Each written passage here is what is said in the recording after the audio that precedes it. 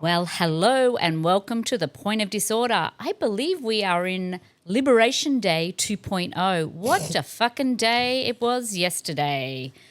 We thought we'd jump on and we've got a few thoughts about the old Trump v. Musk. The girls that are fighting. The throwdown. Yeah, exactly. The bromance, I think, had the shelf life we all expected it to have, quite honestly. I mean, what do you think, Norris? Yeah, the clash of egos was in full force. Elon Musk decided to go onto Twitter, and really continue his tirade against the big, beautiful bill. However, Trump, for the first time, really actually responded to him. And that pulled Elon right out of the K-hole, and he decided to go full bore onto Donald Trump, talking about how he needs to be impeached. There will be a recession because of the tariffs. He said he was in the Epstein files. I mean, everything you could Trump's think of. like, deport Elon. Yeah, apparently there was this emergency meeting at the White House about how to respond to Elon Musk. The whole thing was a mess. It might turn out to be one of the most consequential 6 hours in like modern American politics. Julie and I had our popcorn, and I was sending everyone memes. It was joy for me. It was a joyous evening. I also had a glass of bubbly just to celebrate. But I did hear that Epstein came from hell and basically said, "Bitch, don't sully my name." It was, you know what, and it was the Drake memes. It was like the Kendrick Lamar. It's like Drake v. Drake. Drake versus Drake. Yeah, just the two most reprehensible people you could think of fighting. Once again, proving that men are just too emotional. Yes, to be they leaders. are. Yes. Something we've What been will saying for a very happen long if time. they are on their periods at the same time and Russia decides to attack? Well, I think we just found out. We did. They were like literally bitch slapping each other online. But it was like back and forth. I haven't seen middle schoolers go at each other like this on social media. It was actually quite hilarious. I feel like it was worth living through the past 200 days or whatever the fuck it's been just to get to that. So only day this year whilst watching TV or having your notifications on actually gave me joy. Yeah, absolutely. Yeah. I mean, it seemed like at one point almost every 15 minutes a new tweet or a new Truth Social post was coming out. And, the role of all this just continues the feud between Trump and Elon Musk. But I want to highlight something that continues, I think, to frustrate people on the left is now you're starting to see the Democrats reach out to Elon Musk and say... I popped this article in our little group chat last night. Politico just reported that folks like Ro Khanna is like, hey, do we extend Elon an olive branch, and just, get him on Team Democrat? And it's like, fuck, people. No, the guy's a Nazi. It frustrates me to no end that here we are reaching out once again to people on the right and just saying fuck all to the people on the left who we know share our values, we know inherently want the same things as us, and kind of have the same approach to how we're going to get those things. But Gina, those people are poor. Those people are poor. The hyper left just hits people, it a nail on the head right there. They're poor. Their collective money doesn't match his. It doesn't matter. So their opinion doesn't matter. And you brought up Ro Khanna, a Democrat out of California, if you didn't know, who, quote, in this Political article said, "We should ultimately be trying to convince Elon that the Democratic Party has more of the values he agrees with." Bro, what? Okay. Dude's Nazi saluting. Bro, on he's stage. Nazi saluting. What about the whole quiverful white eugenics thing? Yeah. That's why he has 90 kids. Retweeting great replacement theory. What are we talking about? What values? I just want to say, African genocide of white people. when in doubt with the Democrats, it's the dollar.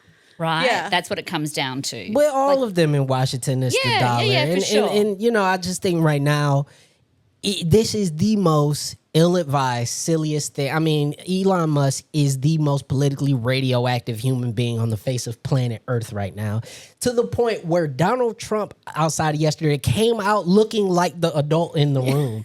Imagine that about yourself. That's crazy. Like Tesla lost $150 billion in market cap because of Elon Musk's tweets yesterday. Dude is a drug addict, okay?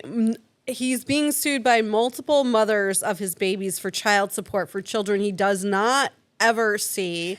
This is not a man who is a good role model. Like, he's just a terrible human, a drug-addled mess. He's ratchet. He a ratchet. Like, let's just be honest. Like, come on. We do have to remember, did you see that one of those mothers that's suing him tweeted and basically said, if you're looking for help in terms of the divorce. In terms of divorce. I did not see that one. Yeah, I got all the I help for haven't you. had this much fun on the internet since that sub went down. That's all I'm saying.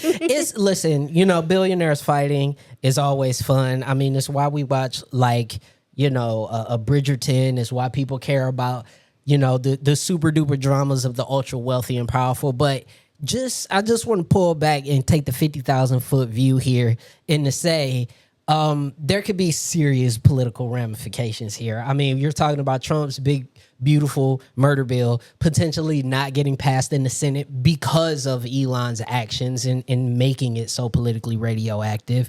Tesla and all the billions that it's lost means people are going to lose their jobs. They're going to downsize.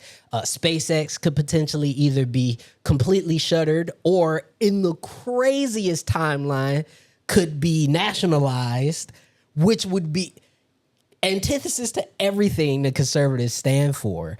George R.R. Martin couldn't have wrote this. Like, it's crazy. We're at a fork in the road, and it's going to be an interesting arc to watch, and I hope it takes us down the right thread in the multiverse. I watch too much Marvel. Yeah, I think that is a problem. But I just want to point out that Ro Khanna wasn't the only Democrat to come out like this. There was quite a few of them. If you go through that Politico article, there was a number of Democrats who basically came out and said, hey, we're all about redemption. We should open the door. And he did go against the murder bill, that kind of stuff. It's like, dude, for the wrong way. He was basically saying we haven't cut enough. Exactly. Get with the fucking program. The Democrats could score so many points right now with people who are both in the middle and on the hyper left by saying, we don't care. Go and languish in the political hinterlands. We don't need you. We don't want your money. We don't need your money.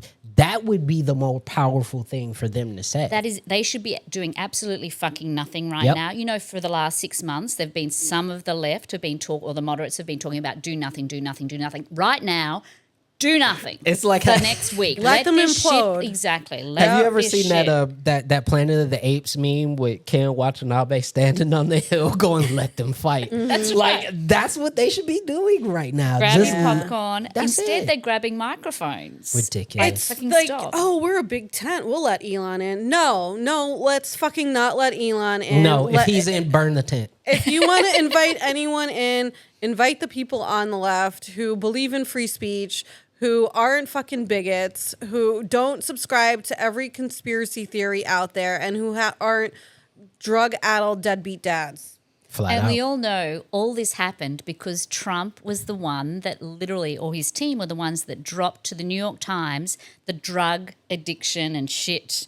So it's like, this is why this all happened. Mm-hmm. It happens to everybody that Trump hates. He'll eventually kick them to the curb. So this is not surprising. Is case study after case study in Trump drop kicking the people away from him when he's done with them. Yeah. I don't know why anyone gets close to this man. But I think also Trump is terrified right now, which is why his response was the way it was, because the amount of access that Elon Musk got through Doge, he has all the keys to all the kingdoms. And if he got even pettier, which he could, like the Epstein file thing was pretty crazy. He's got it on a USB. He could drop it. Even more that he could just call up big balls and say, shut it down. And it's a wrap on this whole thing. Yeah. Which begs the question, who now has access to big balls? I'd like to know where he's sitting on all I want to know which one of these guys has the biggest balls and who's going to just drop the biggest bomb and end it. It's going to be, when two nuclear nations, it's going to be mutually assured destruction. Or are we in a digital Cold War Where I want mutually assured destruction.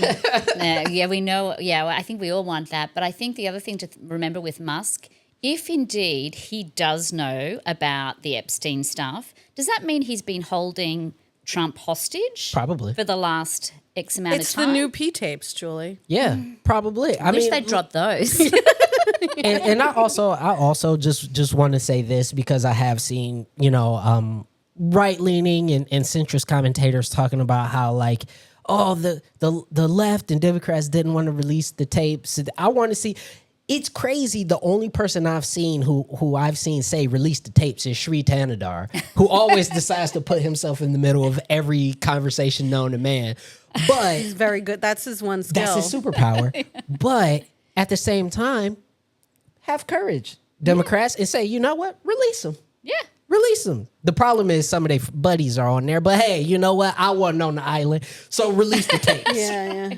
You Take and Bill Sri Clinton weren't down on with the you. We island. wasn't okay. that's it. Me and Sri wasn't on the island, so release the tapes. I don't care if Bill Clinton or whoever was at, I don't care. Release them.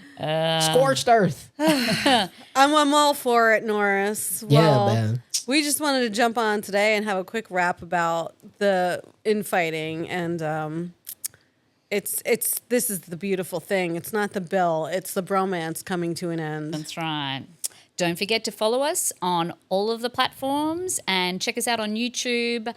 Good to see you, and see you next Thursday.